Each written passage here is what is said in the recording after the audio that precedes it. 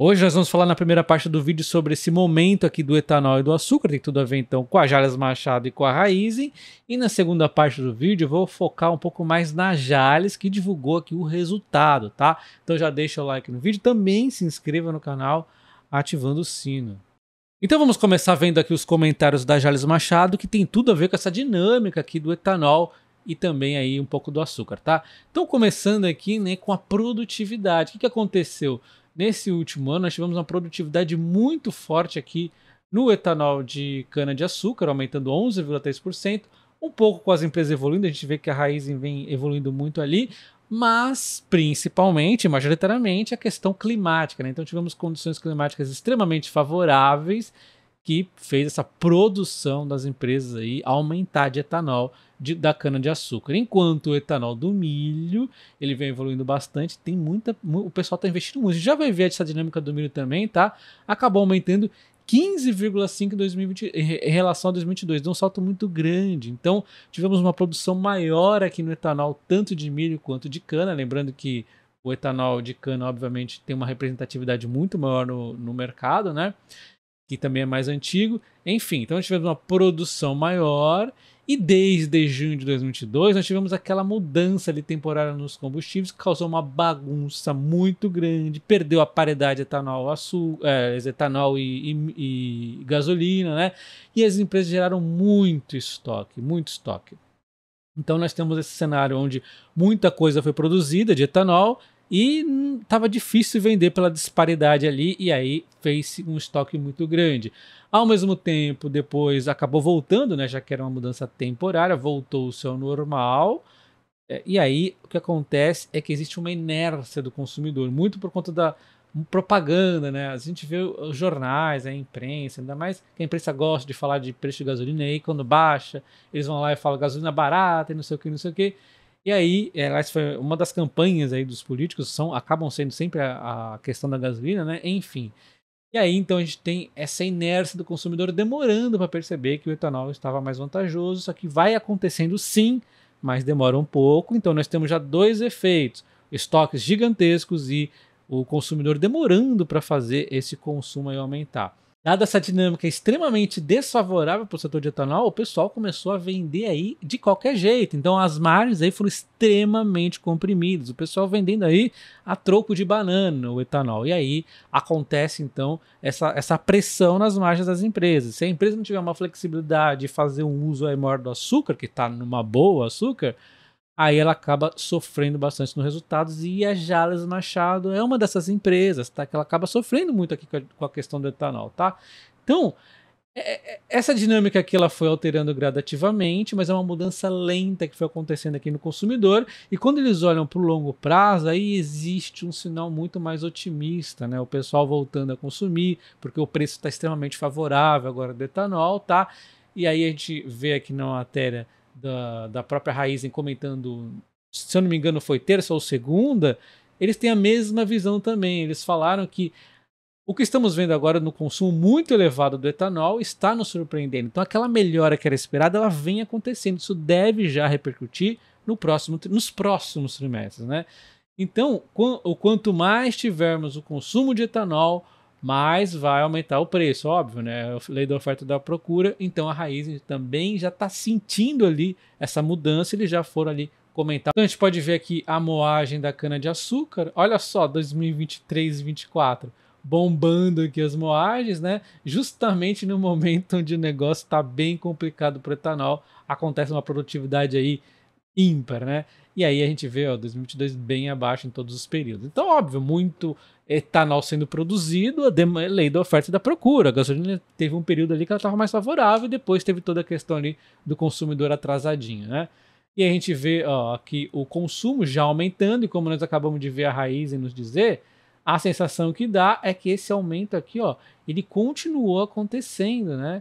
Então a gente vai ver como é que vai ficar aí no próximo trimestre, né? Fica cena para os próximos episódios aí, mas a perspectiva então é bastante positiva por etanol mais à frente aí, uma recuperação. Estávamos no fundo do poço Então a gente já viu ali que o curto prazo parece promissor, o fundo do poço atingimos, mas vamos falar um pouco de longo prazo. Eu sempre falo coisas positivas do longo prazo.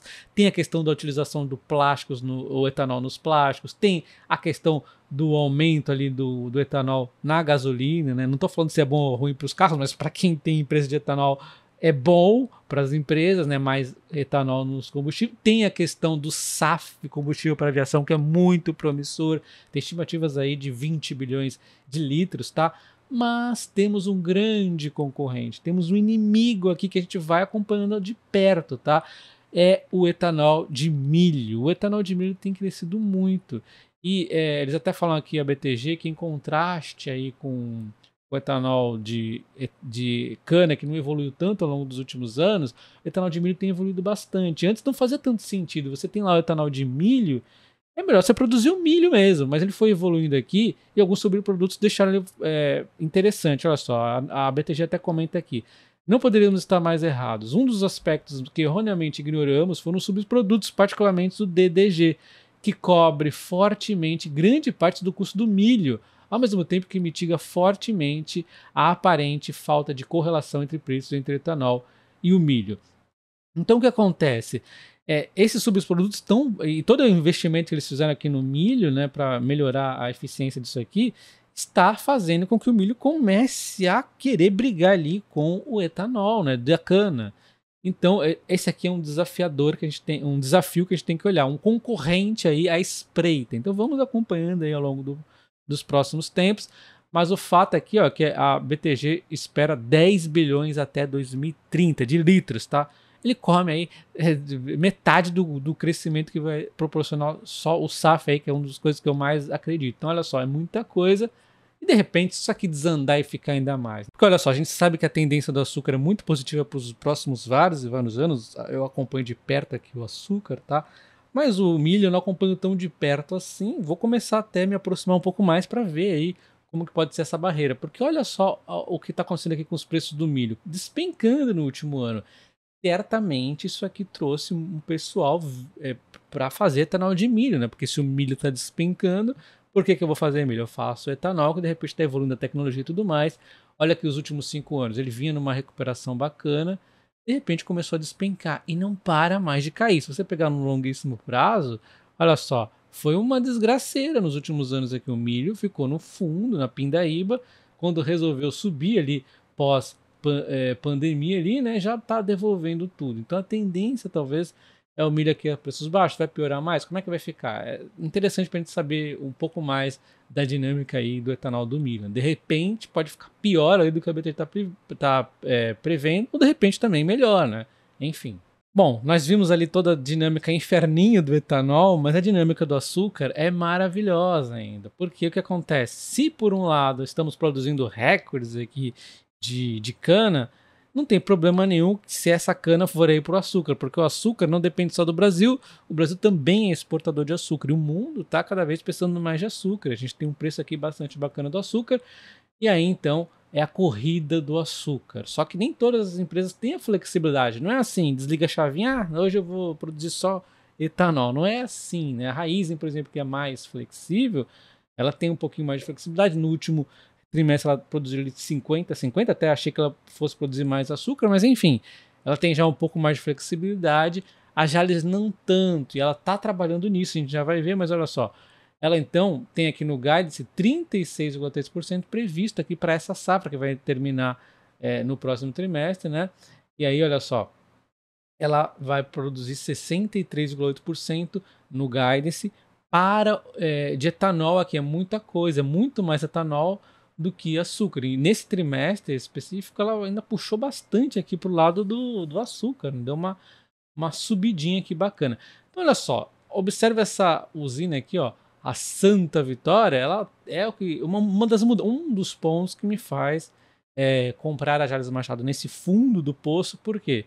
Porque o etanol está no fundo do poço, a empresa está sofrendo, pode sofrer mais amanhã, inclusive após o resultado, não sei, vamos ver. Se sofrer, eu acho bacana, por quê? Fundo do poço do etanol, recuperação do etanol e a empresa investindo em açúcar. Olha só, recentemente ela fez aqui um fato relevante, aliás, iniciando aqui um projeto de açúcar na unidade de Santa Vitória, investimento de 170 milhões, que vai ter início na safra 24-25 e pode chegar então a um mix de 52% de açúcar nessa usina. Hoje ela é 100% etanol, então ela não tem essa flexibilidade etanol versus açúcar. Então vai trazer flexibilidade.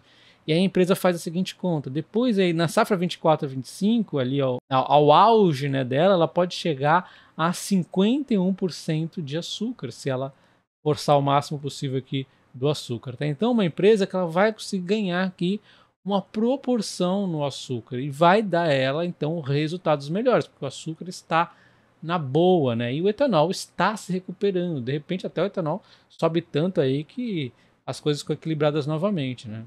Entrando finalmente aqui nos números então de receita da Jalles Machado, nós temos, bom, primeiro destacar um ponto bacana da empresa, né? Ela trabalha com açúcar orgânico, tanto na exportação quanto aqui no Brasil, e também etanol orgânico, né? Que pode ser usado aí de repente para bebida, né? Enfim, então é uma coisa bastante bacana, diferencial aqui da empresa. E falando aqui então da questão do mercado externo, nós tivemos um aumento de 19,6% em relação ao mesmo período do ano passado, e nos 9 meses também um crescimento por conta, né, que o açúcar está em alta, enquanto no mercado interno que temos bastante etanol, a maioria etanol acabou tendo uma queda aqui de 3% em relação ao mesmo período do ano passado. No ano também tem aqui uma quedinha, tá? Então, mesmo aqui com a empresa produzindo mais, ela acabou caindo aqui a receita. E aí os custos também acabaram aumentando, a gente já vai ver. Mas enfim, olha o preço médio aqui do período. O preço médio, o que aconteceu foi que o açúcar deu um salto bastante bacana em relação ao ano passado, já estava num número bacana, enquanto o etanol caiu a 17%, 14,9%, acabou atrapalhando aqui a dinâmica dos preços da raiz, né? Como ela produz mais etanol, acabou atrapalhando, né? Até mostra aqui também Saneantes e Cebil, mas a gente vai focar um pouco mais aqui no principal, que é o etanol e o açúcar. A gente tem aqui então a receita caindo 2,6%, a receita líquida, né? E aí, quando a gente compara em relação ao trimestre do ano passado, ela tem um não recorrente aqui, que é ganho por compra vantajosa, aliás. Então, uma porrada aqui de 428 milhões. E aí vai levar o quê? Um EBIT que agora está negativo, né? Contra um 497 no ano passado, muito forte. E aí, se tirar todos os não recorrentes, teve aqui a questão do variação do ativo biológico e tudo mais, o EBIT ajustado ficou então 68,8 contra 104,9, uma queda de 34,4%. Esse seria o mais correto para olhar, mas eu ainda prefiro olhar na dinâmica dos 9 meses, né, que é um setor que oscila bastante. Então, vendo na dinâmica dos 9 meses, a gente vê a receita caindo 2,2, a gente vê o custo aumentando, sim, o custo aumentou 7,8%. Então, tivemos aqui um aumento de custo, por exemplo, fertilizantes, combustível normal aumentar aqui os custos ao longo do tempo, né? Enquanto nós tivemos aqui então um EBITDA por fim caindo 47,3%. Acho que aqui é um retrato do EBIT ajustado da empresa, que realmente foi 9 meses difíceis, né? O etanol atrapalhou bastante aqui, mas a gente tem toda aquela perspectiva mais à frente, não pode se assustar. Se a gente olhar então o EBITDA ajustado, que é o indicador que eu mais gosto de olhar, mas eu não ignoro também o EBIT, principalmente na casa da Jalles, tá? Mas enfim, olhando o EBITDA ajustado, temos então aqui em relação ao mesmo período do ano passado um aumento de 6,1% no EBIT, nos 9 meses uma queda de 8,7%. Se você quiser ver aqui ajustado aqui pelo CAPEX recorrente, temos uma queda de 6,9% aqui no EBITDA, tá? O lucro líquido da empresa em relação ao mesmo período do ano passado despencou 83,2%, nos 9 meses caindo 89,6%. Mas eu não acho muito legal ficar olhando aqui o lucro, tá? Nem mesmo o lucro caixa, neste momento de investimento e tudo mais da empresa, não sei se é tão bacana. Na minha opinião, primeiro eu olharia aqui no caso da Jalles Machado o EBITDA, seguido aí em segundo lugar também é importante olhar o EBIT. Essa é o que eu acabarei olhando. E também, não só no trimestre, mas também nos 9 meses aqui, né? Depois do ano fechado, obviamente. Resultado financeiro da empresa, embora não tenha uma dívida tão pesada, a gente vê que aumentou aqui, ó, foi de 30,2 para 42,2, mas se você considerar a questão cambial e a questão do hedge que a empresa faz, que de vez em quando é bom olhar também, né, ela faz bastante isso, Tivemos aqui então um resultado bem mais forte, mas eu só gosto de olhar o resultado financeiro como um complemento, não é o foco aqui na empresa Jales Machado. Em termos da dívida líquida, podemos ver que aumentou um pouquinho aqui, aumentou 5,7%. Como o EBITDA deu uma sofridinha também, nós temos aqui então o endividamento da empresa ficando maior, 1,4x. Dando uma visão aqui um pouquinho mais na Jales Machado, ela tem aqui alguns diferenciais competitivos bacanas. Eu destaquei alguns, como por exemplo a irrigação. 100% da área crítica da empresa é irrigada, o que faz aí diminuir problemas que ela possa ter aí com climáticos, né? Agricultura regenerativa, que eu acho bastante bacana também, né? Ela usa o predador natural, ao invés de ficar usando aí insumos biológicos, e ativos industriais de alta eficiência, além dessa nova investimentos que a empresa está fazendo, como por exemplo ali ampliar a questão do açúcar, né? Que eu acho bastante bacana. Então a empresa usa de tecnologia, inclusive ela tem uma performance realmente muito boa aqui nas usinas dela. A agricultura regenerativa, então usa aí os predadores naturais. Isso aqui é bastante bacana, né? Para não ter que usar. Para você ter uma analogia bem tranquila, você tem rato no negócio. Em vez de você jogar veneno para matar o rato, você vai lá e põe os gatos que eles liquidam com os ratos rapidinho. Então é isso aqui, né? A agricultura regenerativa. Então temos aqui também a linha de orgânicos, que é um diferencial também bastante bacana. E esses aqui são alguns dos principais pontos da Jales Machado. O vídeo ficou um pouco longo, mas como a Jales eu não trago muitas vezes para vocês, eu quis focar muito no case, para vocês entenderem o momento que ela está passando difícil ali do etanol, essa virada de chave, o açúcar que vai vir à frente, essa perspectiva também de longo prazo e alguns diferenciais competitivos da empresa, sem deixar de olhar alguns números ali, tá? Amanhã é o mercado que vai decidir, o mercado costuma olhar muito curto prazo, então, enfim, uma queda eu vou achar bom. Um abraço e até o próximo vídeo, valeu!